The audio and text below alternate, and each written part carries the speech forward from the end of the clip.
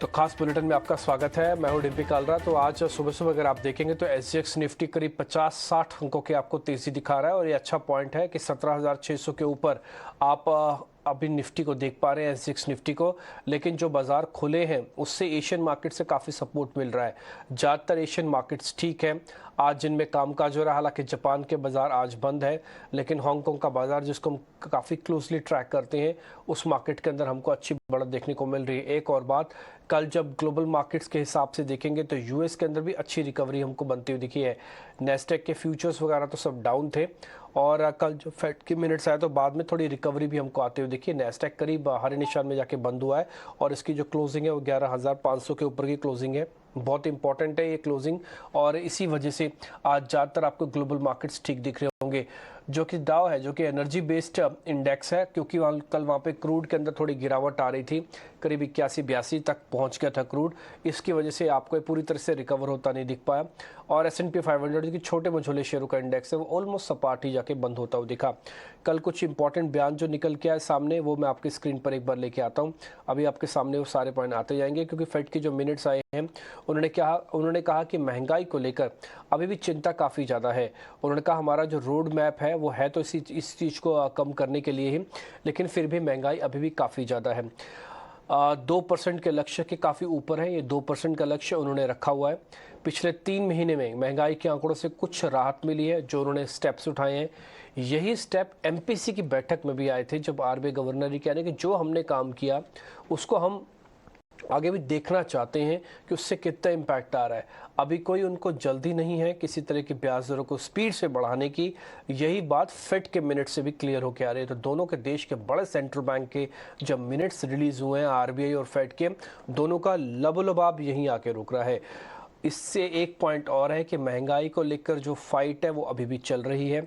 दरों में बढ़ोतरी ज़रूर होगी, ये फेड के मिनट्स में भी क्लियर होके आया है। कितनी होगी, कैसी होगी, आगे चल के असेसमेंट करने के बाद ही तय होगा। तो फेड मिनट्स में एक क्लियर है कि 3 महीने में जो हमने स्टेप उठाए पीछे उसका असर दिख रहा है। 2% के ऊपर महंगाई अभी भी है, फाइट हमारी जारी है और आगे चल के भी दरों में तो बढ़ोतरी होगी। यही एमपीसी की बैठक माफ़ कीजिए आरबीआई गवर्नर ने भी यही बात कही है। आगे बढ़ते हैं। आप जरा एफआईज और डीआईज का कामकाज वगैरह आपके सामने रखते हैं, फिर मार्केट के आज के हमारे मेहमान हेमंत कपाड़िया जुड़ जाएंगे, उनसे करेंगे बातचीत। इस बीच अगर आप एफएडो के पॉइंट ऑफ व्यू से देख पा रहे हैं तो क्योंकि आज डेरिवेटिव की एक्सपायरी है, ये 8,000 करोड़ रुपए का जो इंडेक्स ऑप्शंस के अंदर कल बाइंग हुई है, ये अच्छा पॉइंट है, ये नोटिसेबल पॉइंट है मैं बोलूँगा। और जो कैश मार्केट्स में एफआईज की खरीदारी हुई है, ये भी अच्छा पॉइंट है कि आप 17,500 पे आ गए हैं। देखिए एफआईज के कोई बहुत बड़े नंबर बाइंग और सेलिंग दोनों के नहीं आ रहे हैं। थोड़ा मार्केट के अंदर वॉल्यूम कम है, तो दो चीज़ें होती हैं, price and the volume. Volume बाजार के अंदर कम है, ओपन इंटरेस्ट बाजार के अंदर कम है, लेकिन जो प्राइस एक्शन है वो थोड़ा सीवियर है क्योंकि पार्टिसिपेशन नहीं है। मैं इसमें एक और आंकड़ा जोड़ूंगा, जो भी आप एफआईस का नंबर स्क्रीन पर रख रहे हैं, इनकी लॉन्ग होल्डिंग। एफआईस टिपिकली बाजार पे कितने बुलिश हैं, वो है सिर्फ 23%। 77% वो अभी बेरिश है। एफआईस का सिर्फ नंबर बता रहा हूँ मैं। अगर आप रिटेल सेगमेंट में आएंगे तो करीब करीब 50% का नंबर उनका रिटेल्स का लॉन्ग का आता है और 50% उनका भी शॉर्ट्स ही है, जिनकी सिस्टम से वो बाहर है अभी।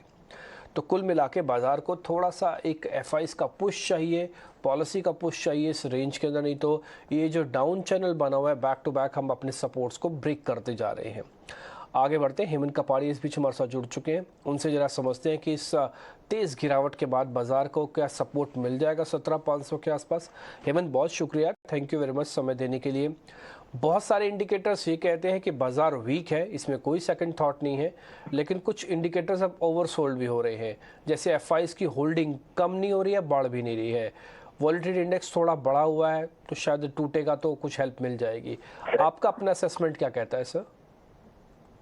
Very good morning Dimpy. जैसे आपने बताया सब कुछ सेल में है, लेकिन ओवरसोल्ड कुछ हो रहा है। मुझे लग रहा है 17,430 17,430 के आसपास निफ्टी का काफी अच्छा सपोर्ट है। अगर वहां तक आता है तो एक बाउंस की उम्मीद कर सकते हैं वहां से। पर यस, लेकिन आपने बताया सेटअप अच्छा नहीं है। वीकली चार्ट पे सब कुछ सेल में है, मंथली पे भी सेटअप अच्छा नहीं है। तो यस, बट 17,430 के आसपास से आई थिंक एक कॉल ले सकते हैं for a bounce, not a rally, recovery के लिए।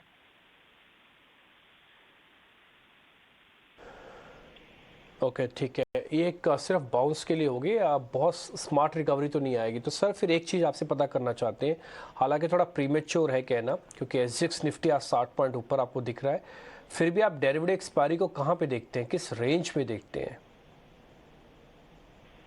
सच पूछे तो डिम्पी, ये तो बोलना बहुत ही मुश्किल रहेगा, मंथली एक्सपायरी है, लेकिन ये जो आज का जो सेटअप और जो देखा गया है, मुझे लग रहा है 17,600 या 600 के आसपास एक्सपायरी होनी चाहिए। कल के जो लोज हैं या क्लोजिंग है, उससे ऊपर ही लग रही है एक्सपायरी। ओके, ठीक है। तो मैं आपको चलिए ज़्यादा मुश्किल में नहीं डालूंगा, लेकिन बहुत सीधा सीधा सवाल पूछता हूँ। फिर सर आपके आज के ट्रेडिंग कॉल्स क्या हैं, ये तो आपने असेस कर ही लिया होगा।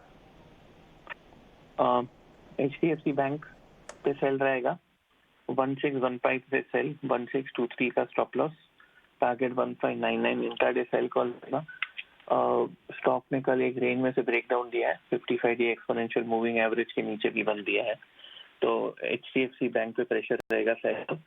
दूसरा कॉल है बाटा पे, बाई कॉल रहेगा, अपवर्ड की रिवर्सल दिया है डेली चार्ट पे, ओवरसोल्ड सपोर्ट लिया है, इंटरडे चार्ट पे क्रॉसओवर बाइस पॉजिटिव हो रहे हैं इंडिकेटर्स, तो 1422 पे लॉन्ग रहेगा बाटा पे, 1414 का स्टॉप लॉस और 143 का टारगेट डिम्पी। Buy call on Bata, sell call on HDFC bank. ठीक है हेमंत सर, बहुत बहुत शुक्रिया, थैंक यू वेरी मच। आज सुबह सुबह आपने समय दिया हमको, अच्छा लगा आपसे बातचीत करके। तो दो शेयर है, एक तो HDFC, देखिए जब मजबूत काउंटर है वो उसके अंदर सेलिंग शुरू हो गई, तो इसलिए HDFC शॉर्ट के अंदर आ गया, ये सबसे बड़ा कंटेंडर था, और ये बैंक निफ्टी को काफ़ी हद तक सपोर्ट भी कर रहा था, निफ्टी को भी सपोर्ट कर रहा था, लेकिन इसमें सेलिंग खुली है। अब आपके लिए 1600 के नीचे के तक के टारगेट है, 1623 का एक स्टॉप है। दूसरा पॉइंट, बाटा, जब बाजार चल रहा था तब बाटा टूट रहा था, अब बाजार गिर रहा है तो बाटा के अंदर कॉन्ट्रा प्ले आपको मिल रहा है, क्योंकि इसका सपोर्ट दिख रहा है। कल भी आप देखेंगे, कल कमजोरी के बाद भी बाटा हरे निशान में जाके बंद हुआ है, तो अब आपके लिए टारगेट होगा 1438 का। लेकिन दोनों शेयर्स के अंदर सिर्फ एक ही चीज़ आप कॉमन देख रहे होंगे, वो है छोटे छोटे स्टॉप लॉसेस एंड छोटे छोटे टारगेट। कोई बड़ा ही रैली आना या फिर बड़ी तेज़ गिरावट हो जाना ऐसा लगता नहीं है, इसलिए जिस हिसाब से अभी सौदे बन रहे हैं, वो आपको छोटे प्रॉफिट और छोटे स्टॉप लॉसेस के साथ ही काम करने की थोड़ा आदत डाल के कीजिए। बाटा इंडिया और HDFC, ये दोनों सौदे आपके लिए आ गए हैं। अब आगे बढ़ते हैं, जी को लेकर एक अहम खबर आई है। जी एंटरटेनमेंट के खिलाफ इंडसइंड बैंक की इंसॉल्वेंसी याचिका को NCLT ने मंजूरी दे दी है। ये पूरा माजरा क्या है, इससे जी एंटरटेनमेंट के शेयर पे क्या फ़र्क पड़ेगा, बताने के लिए मेरे सहयोगी अंकुर मेरे साथ जुड़ रहे हैं। अंकुर, जरा बताएं, ये इंसॉल्वेंसी प्रोसेस की जो याचिका NCLT ने जो अप्रूवल दिया है, इसका क्या मतलब है? जी हाँ, जी एंटरटेनमेंट पर अब दिवालिया कार्रवाई शुरू होगी, क्योंकि इंडसइंड बैंक ने एक एप्लीकेशन फाइल की थी NCLT में, जिसमें दावा किया गया था कि जी एंटरटेनमेंट एक गारंटर था जो डेट सर्विस एग्रीमेंट था लेंडर और सिटी नेटवर्क्स के बीच में, और यहाँ पर जी एंटरटेनमेंट को एक तय अमाउंट अकाउंट में रखना चाहिए था, और ये डिफॉल्ट 2019 से हो रहा है, ऐसा इंडसइंड बैंक ने क्लेम किया है। और इसके लिए अब NCLT ने ये मंजूरी दे दी है कि जो पिटीशन है वो एडमिट हो गई है, और साथ ही साथ इंटरिम रिजोल्यूशन प्रोफेशनल को अपॉइंट कर दिया है। अब इसका मतलब यही है कि जिस तरीके से जब भी कोई कंपनी डिफॉल्ट होती है तो एक पूरी प्रक्रिया चलती है इंसॉल्वेंसी की, वो शुरू हो गई है। अब किस तरीके से भुगतान होगा, कैसे जो लेंडर्स का बकाया पूरा होगा, वो अलग बात है, लेकिन जरूरी चीज ये है कि अब एक पब्लिक अनाउंसमेंट किया जाएगा प्रक्रिया के तहत। जो IRP है वो बाकी क्रेडिटर्स से भी क्लेम मंगा सकते हैं अगर किसी का जी एंटरटेनमेंट पर बकाया हो, तो ये सेक्शन 7 ऑफ जो IBC है उसके तहत अब ये प्रक्रिया चलेगी। अब देखना ये होगा कि इसका जी सोनी के मर्जर पर कोई इम्पैक्ट होता है कि नहीं। हमने जब पुनीत गोयन का जी से बात करने की कोशिश की तो हमें ये रिस्पांस मिला है कि फिलहाल जो सोनी के साथ मर्जर है वो तय समय पे पूरा होगा, साथ ही साथ वो सारे जरूरी कदम उठाएंगे जिससे ये इम्प्लीमेंटेशन टाइम पे हो, और वो साथ ही साथ लीगल एडवाइस लेकर सारे कदम उठा रहे हैं। तो लगता यही है कि ये जो पूरा मामला है वो हायर कोर्ट तक भी जा सकता है। ठीक है अंकुर, बहुत शुक्रिया ये बताने के लिए कि एक तो मैनेजमेंट ने भी क्लियर किया है, वो कह रहे हैं कि हमारा मर्जर तो तय समय पर पूरा होगा और हो जाएगा पूरा, ऐसी कोई प्रॉब्लम नहीं है। लेकिन इसमें कोई दो राय नहीं है कि ये लीगल पेज वापस से निकल के आ गया है। अगर ये मामला आगे चल के थोड़ा बड़ा होता है तो फिर पूरी प्रोसेस पे भी सवाल निशान ज़रूर खड़ा हो सकता है। ये अंकुर हमको यहाँ पे बताते हुए, समझाते हुए। खैर, अब हम आगे बढ़ते हैं और जरा खबर वाले शेयर समझ लेते हैं। मेरे सहयोगी शरद मेरे साथ जुड़ रहे हैं सुबह सुबह। शरद, गुड मॉर्निंग। आप जरा बताएं आज के स्टॉक्स एंड न्यूज़ क्या है। Good morning Dimpy. तो सबसे पहले जो है टीटागढ़ वैगन्स और BHEL फोकस में रहेगा, और यहाँ पे इन दोनों का जो कंसोर्शियम हुआ है, उन्होंने जो है एक सोल फुल्ली इंडियन एंटिटी है जिन्होंने जो है लार्जेस्ट बिडर्स है, वन ऑफ द 5 बिडर्स, जो 72,000 करोड़ के जो वंदे मातरम ट्रेन की कॉन्ट्रैक्ट है उसको लेके। और टीटागढ़ वैगन सेपरेटली भी कहा कि कंपनी ने लगभग 700 करोड़ का कैपेक्स लाइनअप किया अगले 4 से लेके 5 साल में। डिलीवरी भी फोकस में रहेगा। यहाँ पे इंटरनेट फंड ने जो है लगभग 1.7% स्टेक बेची है कंपनी में, 414 करोड़ की। ये इंटरनेट फंड में बता दूं, ये आपकी टाइगर ग्लोबल है जो इसको प्रमोट करती है, और इनका स्टेक लगभग 4.6% स्टेक जो था कंपनी में देखा गया था। तो ये बेसिकली ये ट्रेंड आ रहा है कि एग्जिट्स मार रहे हैं बड़े बड़े PE और ग्लोबल VC प्लेयर्स आपके न्यू एज स्टॉक्स में। महिंद्रा CI ऑटोमोटिव्स के चौथे तिमाही कैलेंडर ईयर 2022 के नतीजे आए थे। रेवेन्यू देखें तो 35% का ग्रोथ आया है, और एबिडा में भी वन ऑफ प्रॉफिट्स देखने मिला। लेकिन इंपॉर्टेंट कमेंट्री ये आ रही है कि यूरोपियन ऑटोमोटिव मार्केट में जो है रिकवरी आने लगी है, क्योंकि सेमीकंडक्टर शॉर्टेज अब ईज हो रही है। और हमने देखा था रिसेंट रैलीज भी ऑटो एंसिलरी स्पेस में, जो इनका एक्सपोजर यूरोप में, उसमें जो है तेजी देखने मिली थी। HG इंफ्रा को L1 बिडर आया है रेल विकास निगम से, लगभग उनका जो बिड कॉस्ट था 466 करोड़ रुपीस का था। Sharda energy mineral small cap stock है, लेकिन उनको सक्सेसफुल बिडर बने हैं कोल माइन ऑपरेशंस के लिए, जो सदर्न ईस्टर्न कोल फील्ड्स में लोकेटेड है। कोल्टे पाटिल भी फोकस में रहेगा, फंड रेस की जो बात होगी फरवरी 27 को मीटिंग में। और आखिर में मैं बात करूंगा टाटा मोटर्स का। यहाँ पे दिग्गज सोवरेन फंड हाउसेस और पीस जो है फोकस में रहने वाले हैं, क्योंकि जो है टाटा मोटर्स है अपनी एक significant minority stake EV business में बेच सकते हैं, और ये स्टेक जो बेचेंगे वो लगभग $1 बिलियन का हो सकता है। और अगर वैल्यूएशन बात करें टाटा मोटर्स का, तो वो लगभग $10.5 बिलियन रहेगा। इसका मतलब जो लास्ट फंड रेज था उससे 15% प्रीमियम पे रहेगा। तो टाटा मोटर्स पे भी जो है आप फोकस रखेंगे। ओके, ठीक है शरद, ये आपने हमको बताया सारी खबरें। इसमें जो ज़्यादा इंपॉर्टेंट खबरें हैं हमने सुबह सुबह आपके सामने रखी, जैसे कुछ और न्यूज़ फ्लो भी आएगा हम वो भी जोड़ के आपके सामने 8 बजे वापस से रख देंगे। लेकिन इंपॉर्टेंट न्यूज़ फ्लो है जो हम आपके सामने रख रहे हैं। खैर आगे बढ़ते हैं, जरा ब्रोकिंग हाउसेस की रिपोर्ट्स भी आ चुकी है, कुछ रिपोर्ट्स है। शरद, आपने अगर वो कंपाइल किया तो एक बार जरा वो भी बता पाएंगे आप? डिलीवरी भी फोकस में रहेगा। यहाँ पे ऑलरेडी हमने डील के बारे में बात की। यहाँ पे क्रेडिट स्विस ने मेंटेन परफॉर्म रखा है, लक्ष्य रखा है 500 रुपये प्रति शेयर का, और वो कह रहे हैं कि मल्टीपल पॉइंट्स में जो कंपनी इन्फ्लेक्शन पे है। इसका मतलब है कि उनका एक इंटीग्रेशन हो रहा है उनके स्टार्टअप स्पोटन के साथ, तो वो एक्विजिशन भी जो है आसपास रहने वाला है, और बहुत सारी अर्ली साइंस ऑफ रिकवरी उनको नेटवर्क में देखने मिल रही है।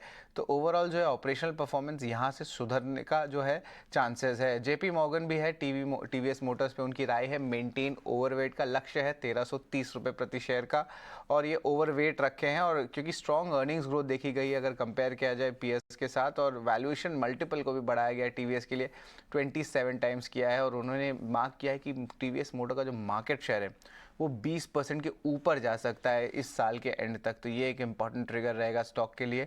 गेल के लिए भी जो है फोकस में रहेगा। CLSA की रिपोर्ट आई है, यहाँ पे मेंटेन बाई रखा है, लक्ष्य 125 रुपये प्रति शेयर, और एक बड़ा ट्रिगर आगे है, एक बड़ी टैरिफ हाइक हो सकती है, इसलिए EPS और टारगेट प्राइस में लगभग 31% का अपसाइड है करंट मार्केट प्राइस। और गेल ने प्रपोज किया है कि लगभग 70% हाइक उनके गैस ट्रांसमिशन टैरिफ में आ सकती है। तो ऑफकोर्स ये एक बहुत बड़ा ट्रिगर रहने वाला है स्टॉक के लिए। और आखिर में बात करेंगे सेल पे। यहाँ पे सिटी ने जो है 90 दिन का कैटलिस्ट वॉच रखा है। अब इसका मतलब ये होता है कि अगले 90 दिन में शेयर में पॉजिटिव मूवमेंट देखने मिल सकता है। मेंटेन बाई रेटिंग है, लक्ष्य 100 रुपये प्रति शेयर का है, और कह रहे हैं कि जो EBITDA पर 10 है अभी सस्टेन कर रहा है करंट स्पॉट प्राइजेस पे, और 5 साल के नज़रिए पे जो है अच्छी अपसाइड दिखने मिल रही है सेल में। और अगर हर $10 प्रति टन पे चेंज आएगी तो कंपनी को 15% का EBITDA का इम्पैक्ट होने वाला है। और कोई भी डोमेस्टिक प्राइस अगर बढ़ेगी स्टील की तो यहाँ पे स्टील की स्टॉक प्राइसेस में बढ़ोतरी देखने मिलेगी। तो ओवरऑल जो है ये सारे अहम ब्रोकरेज खबर है।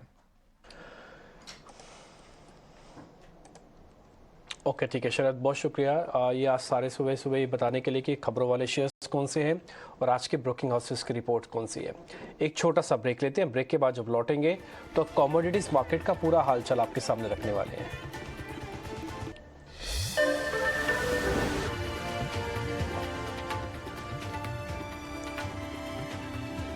ब्रेक के बाद एक बार फिर आपका स्वागत है। अगर आप इक्विटी मार्केट्स को देख पा रहे हैं तो यहाँ पे तो आपको दिख रही होगी थोड़ी दिक्कत, लेकिन ऐसा नहीं कि कमोडिटीज मार्केट बहुत शांत है। यहाँ पे भी काफ़ी ज़्यादा उथल पुथल है। और आज बातचीत करने के लिए अमित सजेजा मेरे साथ जुड़ रहे हैं। पहले एक बार अमित से हम मोटा मोटी एक व्यू पॉइंट ले लेते हैं गोल्ड सिल्वर को लेकर, और फिर अगर क्रूड के लेकर कुछ जानकारी आपको चाहिए तो वो भी आपको बता देंगे। अमित, बहुत शुक्रिया समय देने के लिए। एक बार जरा गोल्ड सिल्वर पर अपना आउटलुक दे देंगे आप प्लीज़। जी बिल्कुल, गुड मॉर्निंग। देखिए, कल जो एफएमसी मीटिंग हुई थी पिछले महीने, उसके मिनट्स आए तो कहीं ना कहीं एक हॉकिश बायस नजर आया है, लेकिन बाजार में उसे कहीं ना कहीं पहले ही डिस्काउंट किया हुआ था, क्योंकि गोल्ड के प्राइसेस हमें कल के सेशन में गिरते हुए देखे थे। उसके बाद इंक्रीमेंटल फॉल नहीं देखने मिला है। इनफैक्ट हमने पिछले हफ्ते एक बड़ा शॉर्ट कवरिंग मूव भी आते हुए देखा था, तो मुझे लगता है कि इन स्तरों से खरीदारी करना शॉर्ट कवरिंग के लिए एक सही डिसीजन हो सकता है। हालांकि 1 से 2 दिन का ही व्यू है, लेकिन मुझे लगता है कि $1840 तक दोबारा हम प्राइसेस देखने मिलेंगे। तो इसके चलते मैं करीबन 55,900 से बाइंग की सलाह देना चाहूंगा 56,350 के लक्ष्य के लिए।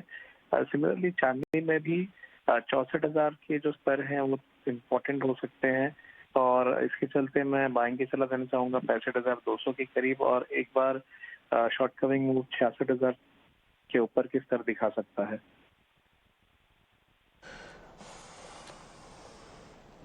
ठीक है अमित, इंटरेस्टिंग काफ़ी आपने बता दिया। गोल्ड और सिल्वर के अंदर आज की आपकी रणनीति आप नोट कर लीजिएगा लेवल के हिसाब से। अब जरा क्रूड पे आपकी रिकमेंडेशन चाहिए। यूएस मार्केट या इंटरनेशनल मार्केट के हिसाब से देखें तो $81 के आसपास आ गए हैं, और इस फेब मंथ का जो हाई है वो करीब $89 था, और जो लो बन रहा है वो 76-78 अराउंड है। तो ये ऐसे चलेगा, थोड़ा और डिप होगा? जी बिल्कुल, देखिए हमने 3 महीनों से एक दायरा देखा हुआ है, जहां पर जो आपने बताया कि $77 से लगभग $90 का एक दायरा है। हम उस दायरे के निचले छोर के करीब हैं, और मुझे लगता है कि जो 78 से $77 के लेवल हैं, आने वाले 3 या 4 सेशंस में हो सकता है वो टेस्ट हो जाएं, क्योंकि काफी भारी बिल्डअप हम लगातार इन्वेंट्रीज में देख रहे हैं। WTI में जो इन्वेंट्रीज आ रही हैं, या API की भी जो इन्वेंट्रीज हैं, कल भी हमने API इन्वेंट्रीज में 9 मिलियन बैरल्स का एक इजाफा देखा था। तो इसके चलते ऊपरी स्तरों पे कहीं ना कहीं सप्लाई प्रेशर जरूर नजर आ रहा है, और प्राइसेस जो हैं वो नीचे की तरफ जा सकती हैं। मैं MCX क्रूड में बिकवाली की सलाह देना चाहूंगा।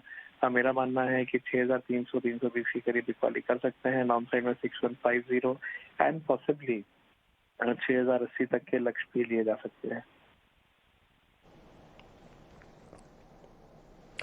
ओके ठीक है अमित, बहुत शुक्रिया, थैंक यू वेरी मच आज समय देके बताने के लिए कि क्रूड, गोल्ड और सिल्वर, इन 3 बेसिक चीज़ों में जो कमोडिटीज़ में ट्रेड होती हैं, इनमें क्या करना चाहिए। बहुत शुक्रिया, थैंक यू वेरी मच आज समय देने के लिए।